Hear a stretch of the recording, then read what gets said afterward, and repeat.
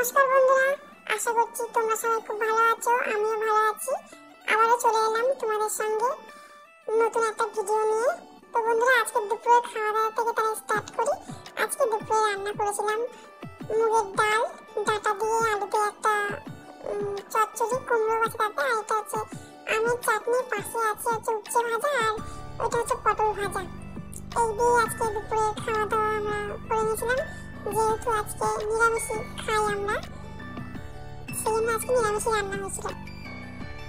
তো বন্ধুরা, খাওয়া দাওয়া কমপ্লিট করে আজকে আমাদের একটা প্রোগ্রাম আছে।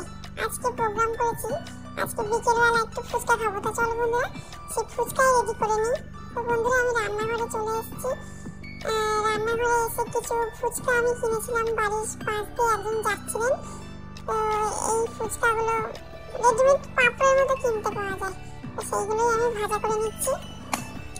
প্রথমে এগুলো আমি একটু রোদ্রে দিয়ে রেখেছিলাম একদিন, তারপরে দিয়ে আমি এগুলোকে ভাজা করেছিলাম।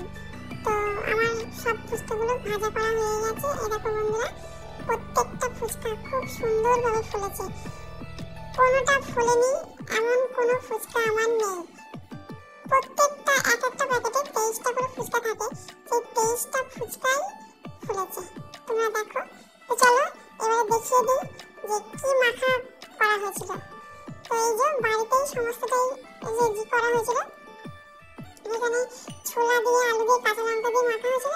আর এই যে জলটা দেখছো, এটা কিন্তু একদমই তেঁতুলের জল নয়, এটা কিন্তু জলজিরা, হজমি এগুলো আছে। আর আলু মাখাটাই তেল, নুন যেমন সব দেওয়া থাকে, চাট মশলা এসব দিয়ে মাখা হয়েছিল। আর বন্ধুরা, তোমরা একদিন এইভাবে ফুচকা বাড়িতে ট্রাই করে দেখো। আমি আশা করছি তোমাদের এটা খুবই ভালো লাগবে। তো বন্ধুরা, আমরা এই ফুচকাটা খেয়ে একটু রাস্তায় ঘুরতে বেরোবো। তাহলে চলো রাস্তায় বেরিয়ে দেখা করছি। তো বন্ধুরা, এই যে আমরা রাস্তায় একটু হাঁটতে বেরিয়েছিলাম। রাস্তায় একটু বিকেলবেলা আমি ও আমার হাজবেন্ড দুজনেই একটু হাঁটতে বেরিয়েছিলাম। এই যে আমরা হেঁটে হেঁটে বেড়াচ্ছি, আর রাস্তায় কিছু ছবি আমরা নিয়ে নিয়েছিলাম বা ভিডিও করেছিলাম হালকা কিছু। তো সেইগুলো তোমাদের সঙ্গে শেয়ার করলাম। তো কিছুটা সন্দেহ হয়ে গেছিল, আর একটু ইচ্ছে করছিল চাটনি ফুচকা খাওয়ার। তো বন্ধুরা, বর আজকে আমাকে চাটনি ফুচকাও খাওয়ালো। তো এই যে এই দাদার চাটনি ফুচকা অসাধারণ অসাধারণ, ছবি দেখে এখনো জিভে জল চলে আসছে। তো এত সুন্দর ফুচকার টেস্ট, এত সুন্দর ফুচকা মানে মুখে লেগে থাকবে, রোজ খেলে ভালো হয়, এনার স্বাদ কখনো বদলাবে না। তো বন্ধুরা, এই হলো চাটনি ফুচকা। তো চাটনি ফুচকা খেয়ে বাড়ি চলে এলাম।